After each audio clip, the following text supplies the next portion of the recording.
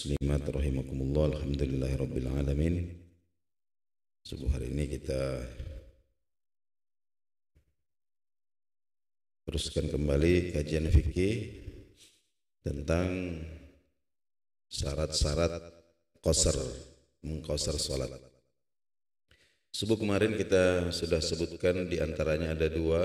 Yang pertama yang diqasar itu adalah salat fardu yang 4 rakaat diringkas menjadi 2 rakaat. Yang kedua, orang yang mengqasar salat ini sedang menempuh perjalanan dengan tujuan yang pasti, tujuan yang jelas. Yang ketiga, ayyakuna safaruhu mubahan ay laisa maksiatin. Perjalanannya itu bukan untuk maksiat. Fala yadurru, maka tidak mengapa, idza kana safaru, jika perjalanan itu makruhan, bertujuan untuk sesuatu yang makruh. Kita contohkan kemarin, seperti ada orang yang menempuh perjalanan jauh hanya untuk permainan. Nah, ini hukumnya makruh, permainan yang tidak diharamkan. Nah, kenapa demikian? Li'annahu la itsma fihi, ya, karena makruh itu hakikatnya tidaklah berdosa. Nah, wa aqsamul 'asi min nahiyati jawazil qasri salah satu. Pelaku maksiat itu, jadi pelaku maksiat ditinjau dari boleh tidaknya mendapatkan rukhsah termasuk qasar itu ada 3. Yang pertama, alladzi ansha'a safarahu min ajlil ma'siyah. Ada orang yang motif bepergiannya ini adalah maksiat. Ya, maknanya sejak berangkat dari rumah itu memang tujuannya memang sudah mau melakukan maksiat. Nah, yang seperti ini la yajuzu lahul qasru au at-tarakhusu. Dia tidak diperbolehkan untuk mendapatkan rukhsah termasuk qasar, illa kecuali idza tabah, jika dia bertaubat, wa baqiya min safarihi aktsaru mim marhalataini, dan sisa jarak perjalanannya itu masih lebih dari 2 marhalah. Ini sampai kemarin 82 kilometer. Kalau sudah kurang dari itu baru kemudian dia katakanlah tidak jadi. Itu juga sudah tidak bisa mendapatkan rukhsah lagi. Jadi syaratnya dia mendapatkan rukhsah itu yang pertama tidak jadi melakukan maksiat itu, kemudian sisa jarak perjalanan masih ada 2 marhalah atau lebih. Yang kedua, alladzi ansha'a safarahu fi mubahin walakinnahu asa fi asna'i. Ada orang yang bepergian dengan tujuan yang diperbolehkan, ya, termasuk berdagang, umpama berbisnis atau mau silaturahim. Ya, tujuannya itu, berangkat dari rumah tujuannya itu. Walakinnahu asa fi asna'i, tapi di tengah jalan ini dia melakukan maksiat. Di tengah jalan dia melakukan maksiat. Nah, yang seperti ini hukumnya yajuzu lahul qasru. Tetap statusnya itu musafir yang diperbolehkan mendapatkan rukhsah, ya, termasuk mengqasar salat. Kemudian yang ketiga, allazi ansha'a safarahu fi mubahin thumma qallabahu wa ja'alahu lil ma'siyah fi asna'i safarih. Jadi ada orang yang melakukan perjalanan niatnya mubah. Ya, niatnya mubah, katakanlah pergi berbisnis umpama. Thumma qallabahu, namun di tengah jalan ini dia merubah niatnya itu. Wa ja'alahu lil ma'siyah, dan menjadikannya maksiat. Jadi dia rubah niatnya. Tadinya mau pergi berdagang, dari rumah mau dagang. Dan ketemu di jalan, ketemu teman, diajaklah dia pergi merampok. Kemudian dia mau. Itu namanya ansha'a safarah fi mubahin thumma qallabahu wa ja'alahu lil ma'siyah fi asna'i safarih. Orang seperti ini hukumnya itu la yajuzu lahul qasru. Dia tidak berhak untuk mendapatkan rukhsah. Termasuk tidak boleh mengqasar salat. Kalau kebetulan itu bulan suci Ramadan, berarti dia tidak boleh iftar, tidak boleh berbuka. Illa kecuali idza tabah, jika bertaubat. Tapi di tengah jalan ini tiba-tiba tidak jadi lagi. Fayaqsuru, maka dia boleh melakukan qasar. Ya, sawaun abaqiya min safarihi aktsaru min marhalataini am aqall. Ya, baik sisa jarak safarnya itu masih ada 2 marhalah atau kurang. Itu syarat yang ketiga tadi. Jadi safarnya itu harus safar yang dibolehkan, bukan maksiat. Kemudian yang keempat, kaunus safar li gharadin sahihin. Jadi perjalanan ini harus perjalanan yang memiliki tujuan yang baik, atau ada sesuatu yang penting bagi orang tersebut. Contohnya katijarati, ya, seperti berbisnis. Kharaja bihi, ya, tidak masuk dalam kategori tujuan yang penting, ya, idza kana li ghairi gharadin sahihin, jika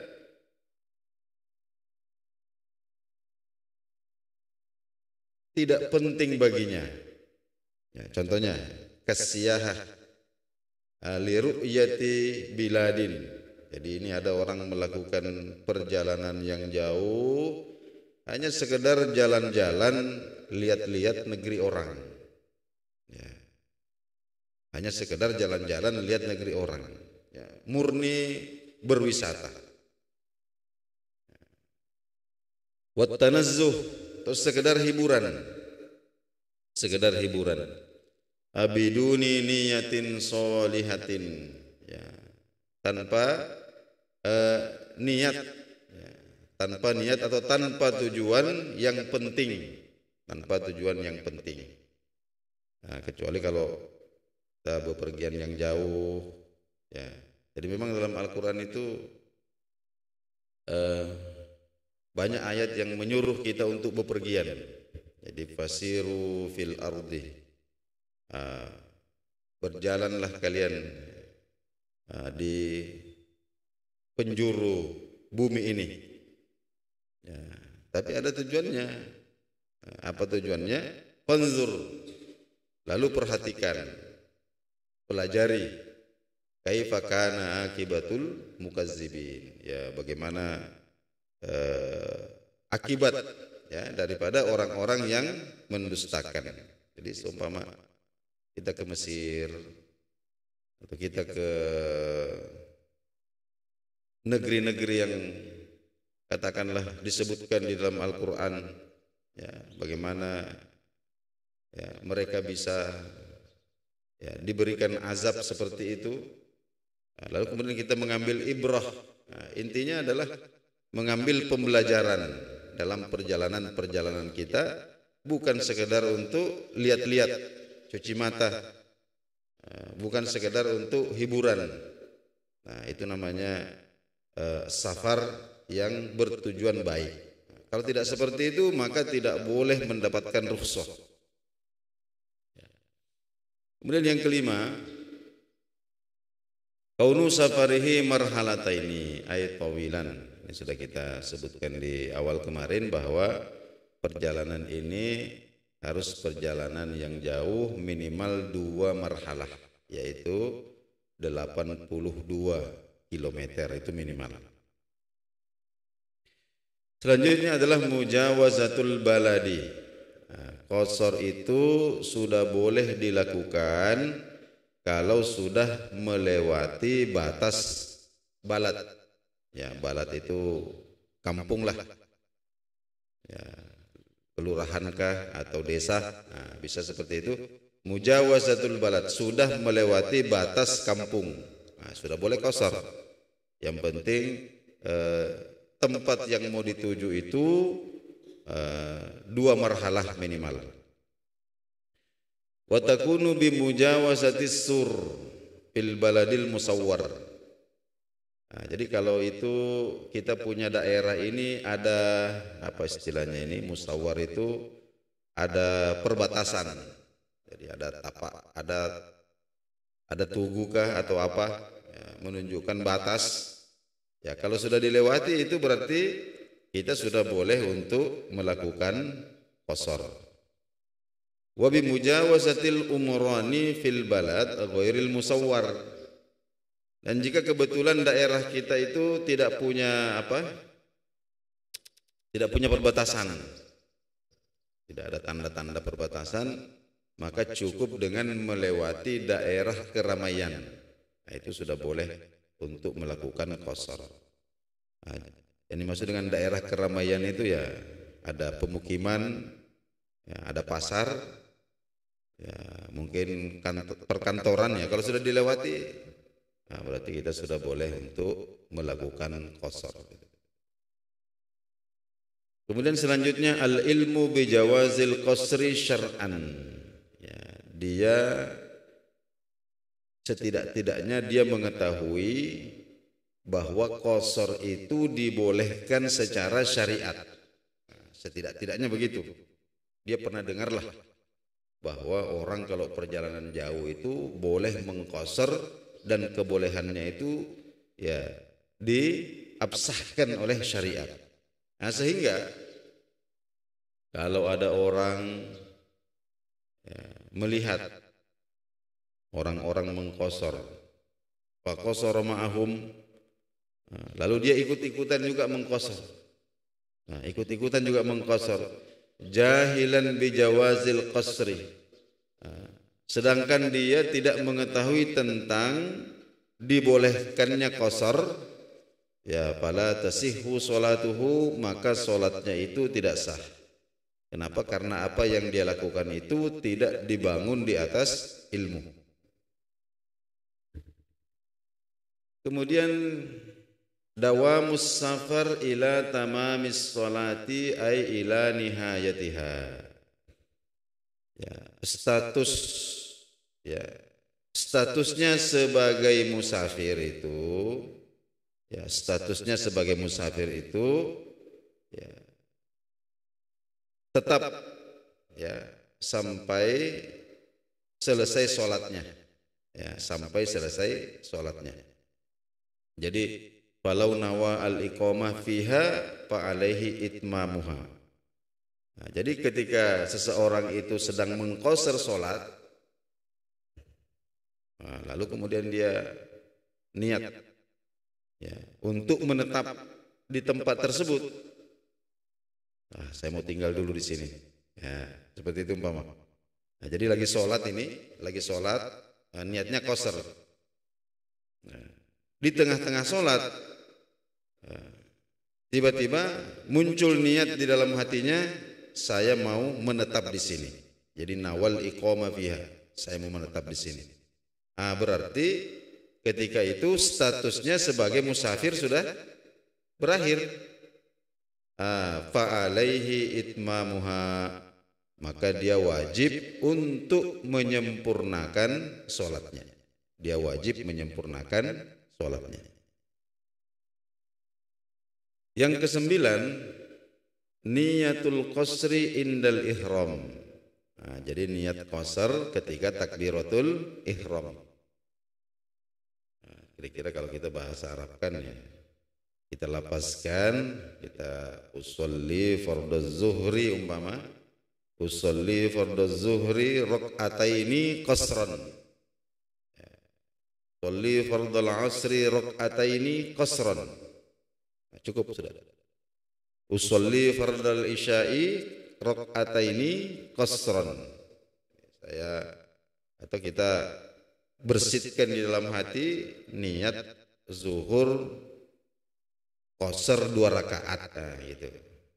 Ya. Walau nasiyaha, andai seseorang lupa mengatakan qasar, ya, lazimahul itmamu, maka dia wajib untuk menyempurnakan sholatnya. Sekali lagi, kenapa? Karena innamal a'malu binniyati. Yang ke-10, at-taharruz amma yunafi niyatal qasri. At-taharruzu, menghindari, amma, hal-hal, yunafi, yang bisa merusak niyatal qasri, niat qasar, fi dawamis sholati, selama pelaksanaan sholat. Jadi semenjak takbiratul ihram sampai salam, kita harus menghindari hal-hal yang bisa merusak niat qasar. Contohnya seperti kaniyatil itmami. Tiba-tiba di tengah sholat dia berniat untuk menyempurnakan. Dia berniat untuk menyempurnakan.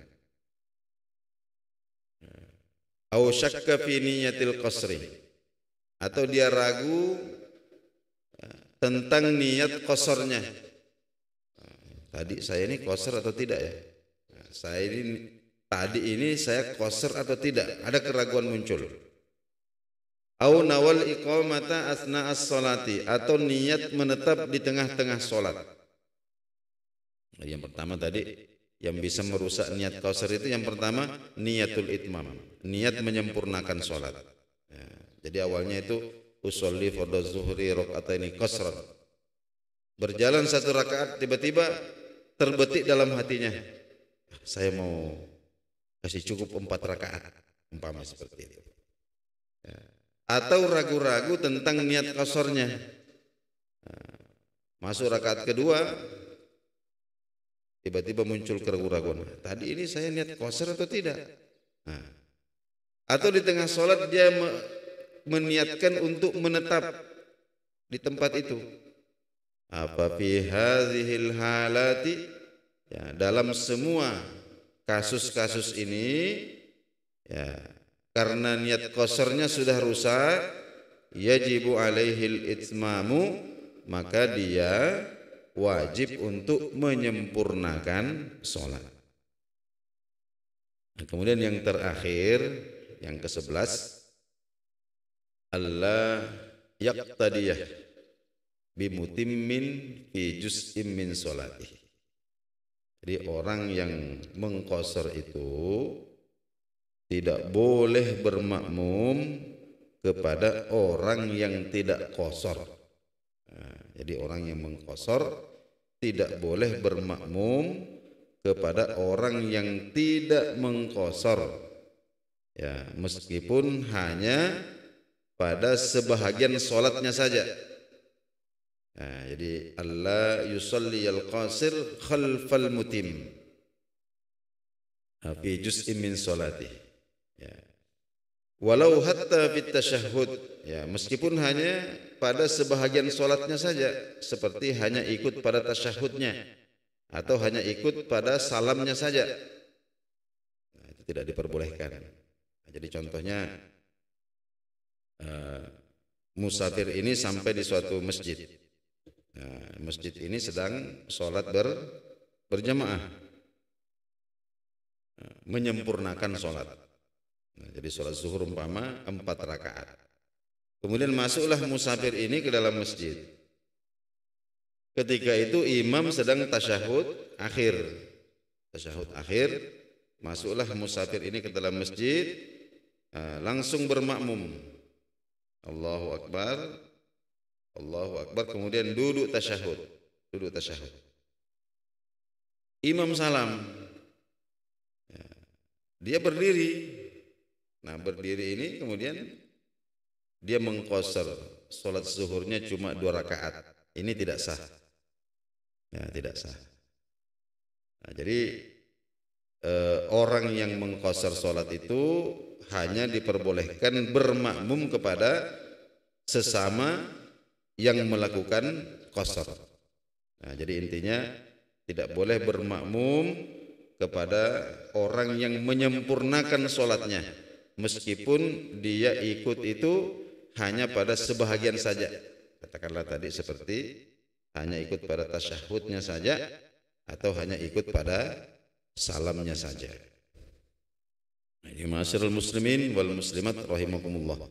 Nah, inilah 11 syarat-syarat qasar yang kita sempat uraikan pada subuh hari ini. Ya, masih ada satu pembahasan lagi tentang qasar salat itu, yaitu malhalatul lati yanqati'u indahas safar. Jadi ada beberapa hal, ada beberapa situasi yang bisa memutuskan status seseorang itu sebagai musafir, ya, meskipun dia itu masih ada di dalam perjalanan. Nah, ini insyaallah kita akan bicarakan pada pertemuan kita yang akan datang. Nah, inilah dahulu yang sempat kita kaji pada subuh hari ini. Ya, mudah-mudahan Allah Subhanahu wa taala limpahkan kepada kita sekalian berkah daripada majelis ini, dan salah-salah kita diampuni Allah Subhanahu wa taala. Kita akhiri dengan doa kafaratul majlis. Subhanakallahumma wa bihamdika asyhadu an la ilaha illa anta astaghfiruka wa atubu ilaik. Assalamualaikum warahmatullahi wabarakatuh.